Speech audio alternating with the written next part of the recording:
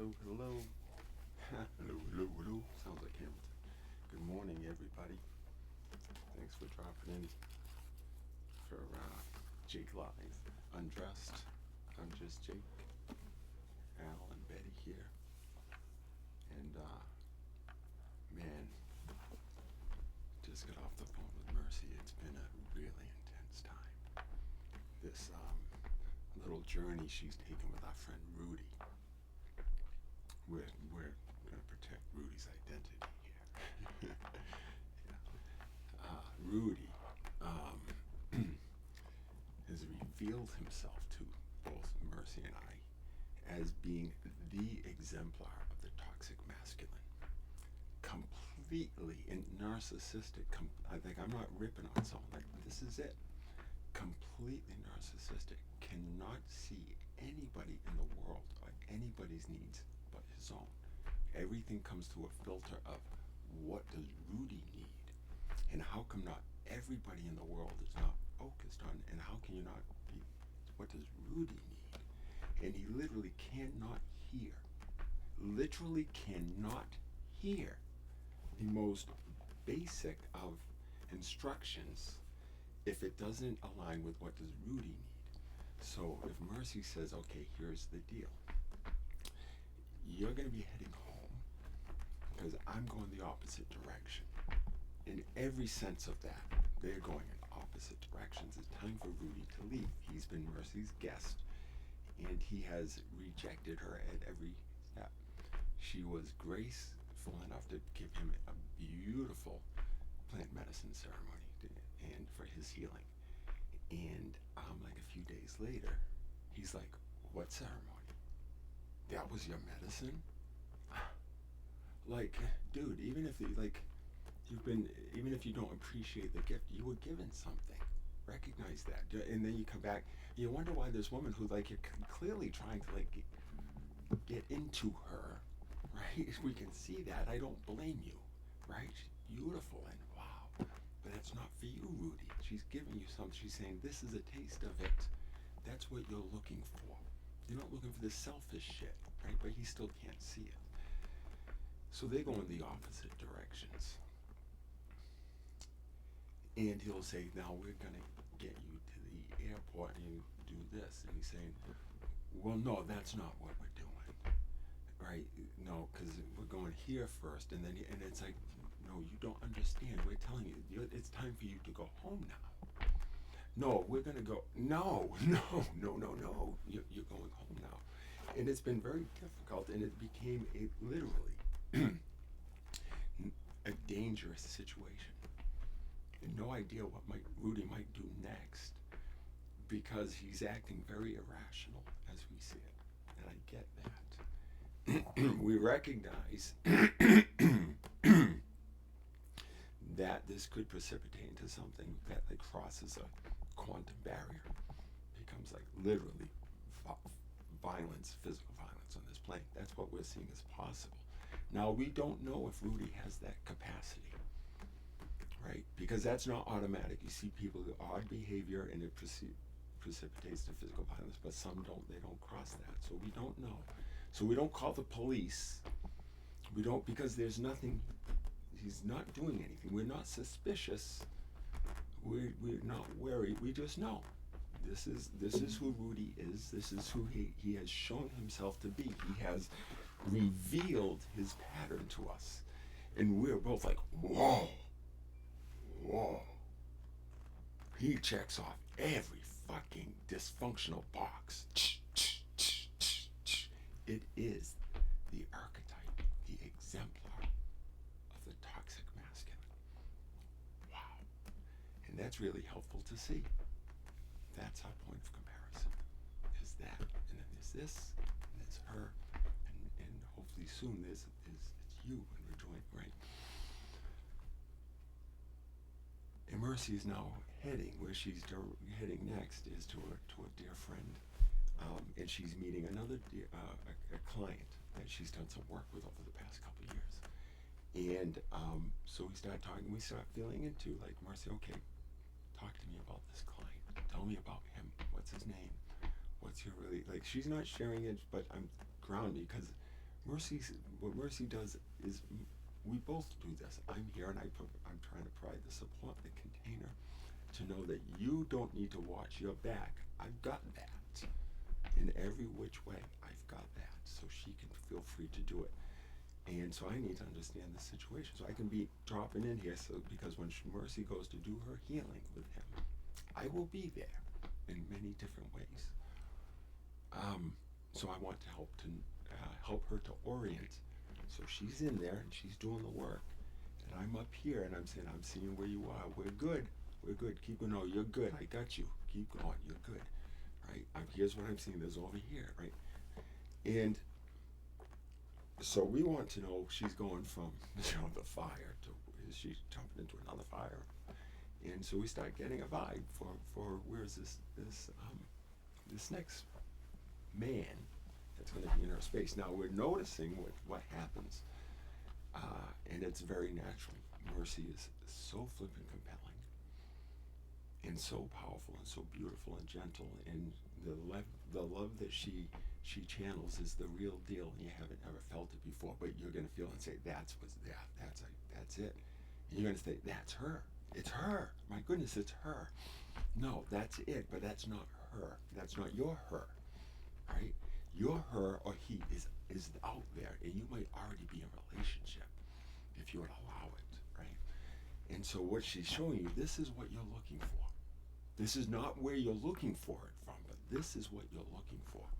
But inevitably, men, and I dare say probably women, they're going to fall for her.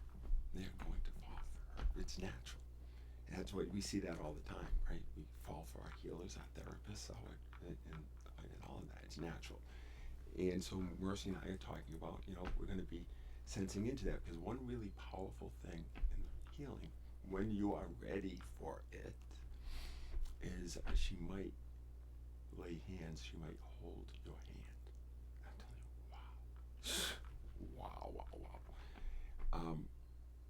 And you're going to want to hold that hand the rest of your life. You're going to say, walk with me.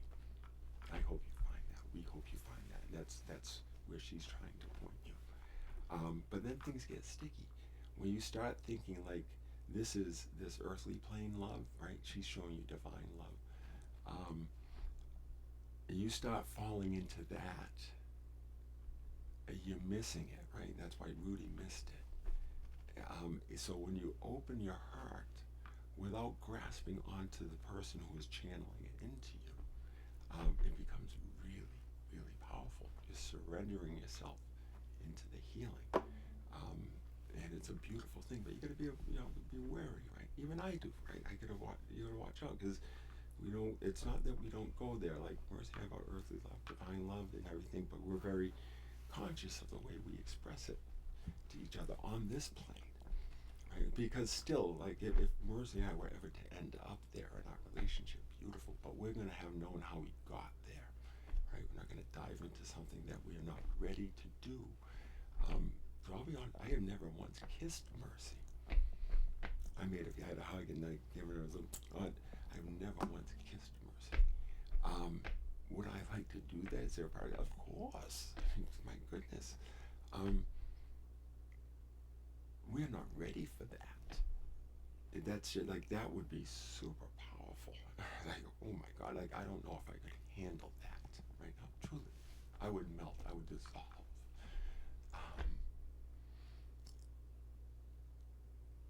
And if that day ever happens, I probably will anyway, But yeah, no, I don't want to get myself lost again in that illusion of delusion. I want to be, if I ever go back into that space with anybody, it's eyes wide open, all four eyes wide open. What are we doing? So anyway, so that's what we're navigating. And we are navigating how do we gently put this vibration into the field so it honors this person and doesn't make her egotistical, you're going to fall in love with me type thing. But how do we do that as a healer? With integrity and love and kindness and understanding. So we're playing around with that a little bit. So it's helpful to see the pattern and have compassion for that. But sometimes you just like the person cannot hear you. This is what is happening. I'm not here for you for that. For this other stuff. And so we successfully navigated the situation this morning without it turning into a huge blow up. With just me, Mercy and I on the phone together. We've been on the phone for probably a few hours before we started. She called me about 6:30 this morning. It's beautiful. What a thing to wake up to. And she'll call me early in the morning. All the time she wakes up, she says, "Hey, you up?" And it's this beautiful like morning communion. We'll start recording some of them. It is just such a beautiful way to wake up. It is. I don't know what it would be like on the regular waking up beside her, but it's the same thing. It's so beautiful. There is no time. There's no time or space. We're on the phone today. She's in Cocoa, Florida. I'm here in Fairhaven, Massachusetts, and the potency of the connection, my capacity to hold a container and offer some grounding to my dear friend. It didn't matter that we're 1,500 miles away and talking. I got my Bose headphones on, so she's like inside of me. It's beautiful. I would suggest get some headphones for this. This is an immersive experience. Don't watch the whole thing on your iPhone if you don't have to. Put it on a big screen. Fall into it.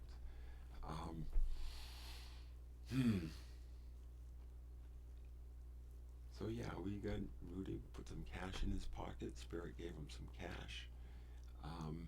And I ordered him Uber from here. On my account, no, time to go home. Take him to the train station. Yeah, we saw the pattern right as he was leaving. He still tried to leave his hooks, right? That's what he does. That's what that pattern does. So yeah, this is that was quite a journey. It evolved over a few weeks. And right now, to know that he's heading the other direction, and that my dear one, my dear friend Mercy is moving on. We did it. My goodness, the way she can negotiate life is it is a thing of beauty. She's Focali. She's clear with me. She's clear with me. I don't need you to open doors, right? She doesn't see, but still, I'll open a door for her. Not because she needs me to, because I just like to. That makes it a little bit easier. She doesn't have to reach over and do that. Yeah, that feels good. There's this chivalrous part in me, and it's not taking away from anything. But for me, there is that beautiful gesture.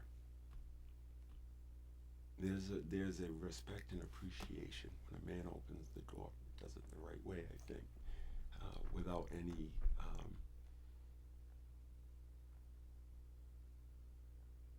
trying to get anything from it. It's just seeing, here's a kindness. There's a whole history that comes along with that, right? The chivalrous act.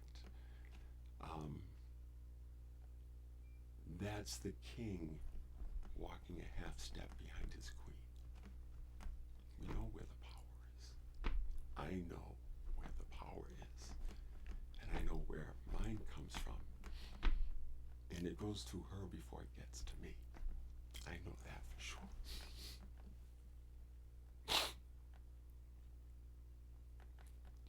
I know that like I know me. I know what that is. Something very deep inside of me knows what that is. So that's instant humility. Mercy has something that I would, a gentleness.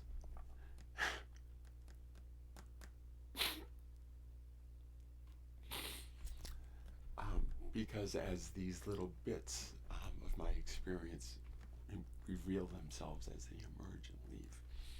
And right now they're not. I told Mercy this morning, and she was She was softly reciting prayer to me and singing, and trying to create an environment where these parts will feel safe and know that they can come out. And I said, Mercy, I want you to know they're ready. They feel safe, and they're waiting, and they're all in a line. They're waiting, and they know. So we don't need to convince them. They need to say, yeah, be patient, and so one by one, these wounds are kind of releasing from me.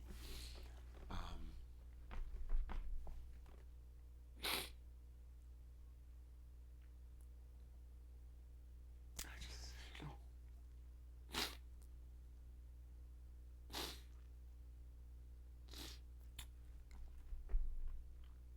yeah. And we're not sending them away. We're not saying they're parts of us. They're beautiful parts of us. And they got stuck. They got stuck in a scary place. And they thought, and they kind of got forgotten there. And so, it's a reunion. It's a reunion with self. It's a coming back together. A reintegration. And we're not going back to who we were, right? That's all we know who we were, that beautiful being. And now he's a grown-ass man. But there are still all those little pieces, right? And so what's coming up for me this morning is, Mercy started singing the beautiful song to me, this little light of mine, I'm gonna let it shine. This little light of mine, I'm gonna let it shine.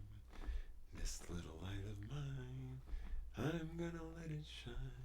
Let it shine, let it shine, let it shine. And she mentioned something about a duckling. And immediately, where do I go? Make way for ducklings. And I'm seeing, I still have some children's books that were special to me that I bought to make special to my children. And they were made special all over again. And they sit on my shelf. And I said, Mercy, I'm flooded all the time with experiences I would like to enjoy with you. Things that I've just been yearning to share with a special person. And I said, what what I can't wait to do is sit and read children's books with you. And then that took me to Ferdinand the Bull, and I could see myself in Ferdinand the Bull. All I wanted to do was just sit and smell the flowers. This big bull, with all these muscles sitting in the bull.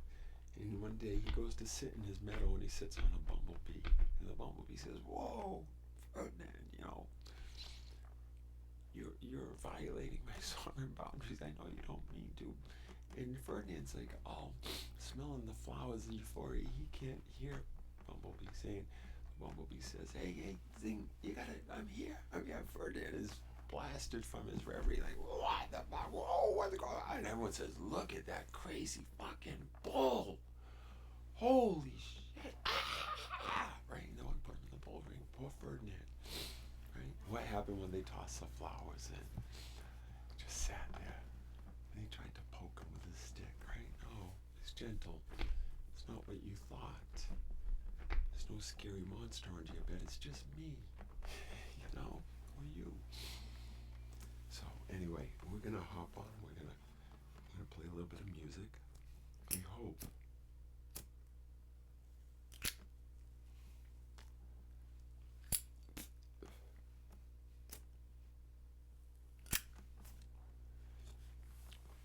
Because,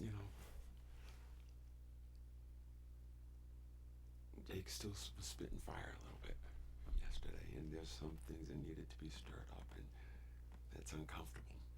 It's not something I would rather not. Like, if you put me in that position, I'm going to do it with gusto. Right? If that's what I get to do, I'm not going to hold back. I'm doing it with certitude, Phyllis. When you see something, for this guy, when he sees something, he goes and he does it. And he trusts God. He trusts that he cannot be wrong. There is no wrong. It's all God and love. Sharon, it was always all love. There's nothing else. There's nothing else. And love is the lubricant. You know, I talked about there's this space between me and you, or me and the wall, and me and the couch, me and the studio. And there's that space. Now, when we look at it in a microscope, there's no separation. It's just variations in density. I'm not proposing something. This is not mythical and mystical, though that kind of is. But physics proves this. There is no separation. We are the same stuff. If you have a pond in the middle of the winter, and it freezes over, and you have 12 inches of ice, and then you have the water. Now let's imagine then it rains a little bit, and now you have a layer of water on the ice, and beneath that you have the water. Is there any difference between the layer of water, the ice, and the water? They're different densities, right? Like, oh, there's this, and then there's that, and then it's all water, right? That's what this is, right? So I'm going to tell you, what is the space in between? Right, that's God. It's God. It's love. It's the lubricant. It's the real thing, and it is the same. Right. So you are love. You are what is this? Right. Because physics says it is the same. It's water, ice, water. It's all water. It's all H2O. It's the same thing because David Ellsworth, it fucking scales. It scales, brother. The thing I did in New England would have scaled everywhere. You know why? Because it's based in the heart and love is everywhere. That's right, that was heart-centric leadership, what I called thoughtless leadership. From the heart, get out of your head. Stop thinking. Stop prophesizing, and then leaving it to me to make your prophecy come true, Joe Nigro, Chris Crane, Ken Cornu, Pancho Hall. You kind of, but yeah, you're putting expectations on people. And you're picking fucking numbers out of the air, and then you're saying you're wrong. You didn't fulfill my prophecy. It's silly. It's outrageous, you know. And I'm telling you the whole time. No, it does not work that way. Well, you do the plan. No, it does not work that way. Well, but I'm in this thing. Well, I'm sorry that your fucking shareholders expect that. You need to tell them it does not work that way, and inspire them and show them what we're doing, and say, hang in there for just a little bit, because we're doing something special. Wait and you see. I could have helped you craft that message. They would have owned it. They would have been with us. That's how I got brokers who were completely self-centric to work with us. But you wanted to take us out of the middle and put a fucking machine there, so they just look for your price, which sucks. We were overpriced. We were selling it. I don't know. What do I know, right? What the fuck do I know? Made an entire career figuring out how to negotiate third parties in the middle of the transaction. And I'm trying to tell you, there is a third party in the middle of every fucking transaction, and you don't want to believe it. No, they're different. Yeah, they got a different fucking game. They got a different, yeah, their scheme is different. Yeah, right? And I know all the little fucking schemes. Those are the patterns. I know that pattern. And I know the toxic broker, right? There's too many of them. You guys want to just come give some shit, I'll start naming those names too. You know who you are. And you know who you are not. 5, there's one, I trust them. Right? There's a bunch of them. MD Energy, I trusted them, and no. All right, Phil Serlin, or rather Cliff Serlin, MD Energy, Brian Power, those guys. Oh yeah, absolutely. And there are a bunch of them, really good ones, and they did not just send it all to me, because they were doing work for their clients, and it was not for them. It was for them, but they knew that for them came from feeling into their clients and what is my client's honest needs, right? You were all the others were about Rudy, right? You were Rudy's, all the Rudy's. Sharon knows about Rudy. I heard all about Rudy Sharon, and then I lived with him. I lived with it, and I experienced Rudy. That was the same pattern, Sharon. It's the same exact pattern. Same exact pattern. Yeah, same exact pattern. Remember me with those messages that scared you so much? Remember your 3P community saying there's something wrong with you, right? Does this sound familiar? It was the same thing. I know you don't want to admit it, but it was the same thing, dear.